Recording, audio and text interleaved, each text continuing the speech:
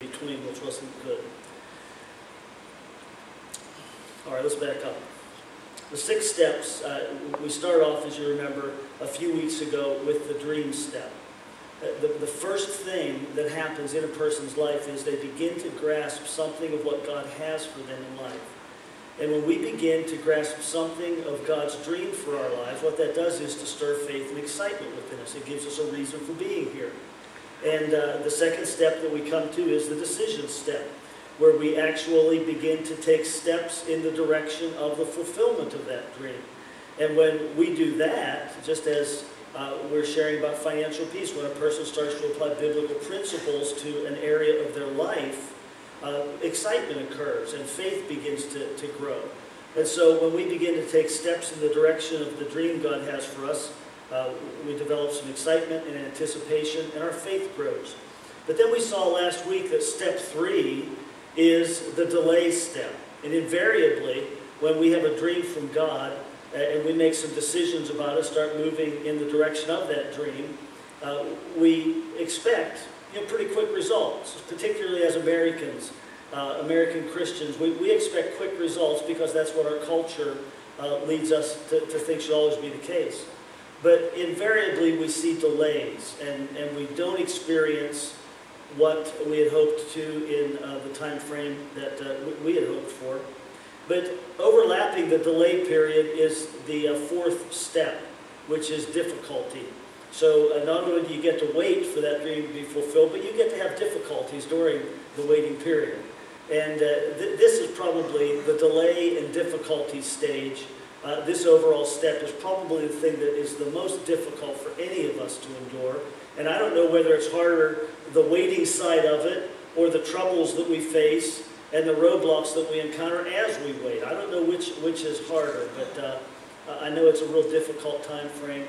And if we don't understand, if we don't have a concept of God as being able to superintend, to overrule things in our lives and use them for good, even things that feel bad and seem bad and in many cases are born out of evil intent on someone's part. If we don't have confidence that God is sovereign and that He can overrule those things, then at this stage, people frequently just abandon the dream, give up on the dream altogether. But it is during this difficulty stage that our faith grows the most. And then the 4th, or the 5th and the 6th stage are the dead-end stage, where we actually give up. We believe it can't be done. And then the deliverance stage, where God actually steps in and delivers and works. But tonight, the difficulty stage, and we shouldn't be surprised by difficulties because Jesus told us we were going to have hardships. In John 16:33, Jesus said, "I've told you these things so that in me you will have peace. In this world you will have trouble." That's pretty clear. He said, in this world you will have trouble. But then He closes it with this statement, and He says, "But take heart, I have overcome the world." And so even though we have troubles in this world, Jesus has already defeated the trouble source in this world, and therefore we can make it through the troubles, and not only can we make it through them, we can also grow in our faith through them. So it seems that a person's either in the midst of troubles, or we just come out of a trouble stage and we're in a little period of reprieve, getting a breather, or we're headed back into troubles, because that's just how life seems to go. One of the questions that I wanted to touch on real briefly as we move into the substance of this message is this, and that is, what are the source of troubles? Where do they come from? I think we all have a tendency always to point outside, to point somewhere else as the source of our troubles. But one of the things we have to recognize is that we ourselves are the root of many troubles in our lives, through unwise decisions, through foolish things that we do, through things that we didn't pay attention to. The list can go on and on, but we often are the cause of our own problems. Now, on the other, as well, though, other people can be at the root of the problems we face. Other people can cause problems in our lives, and we saw last week that sometimes they can cause problems even with evil intent. They have evil intent to harm us, but even in those cases, we can be confident that God overrules the evil intent, and God can work through those hard times, even if they come from other people. The third realm of troubles that we face would be from Satan. And it's just, there's no question as you read the Bible that the devil can bring problems into our lives, and it's important to discern that at times. But the fourth one is this, simply that God sometimes puts obstacles in our paths. There are times that God puts obstacles in our paths, and when that's the case, we really need to perk up and listen and pay attention. Now, the simple truth is, whatever the immediate source might be, if we respond with the right heart and the right way to the troubles in our lives, God will use those troubles to help us to grow. He will be with us through the troubles, and He will carry us through the troubles so that we survive them.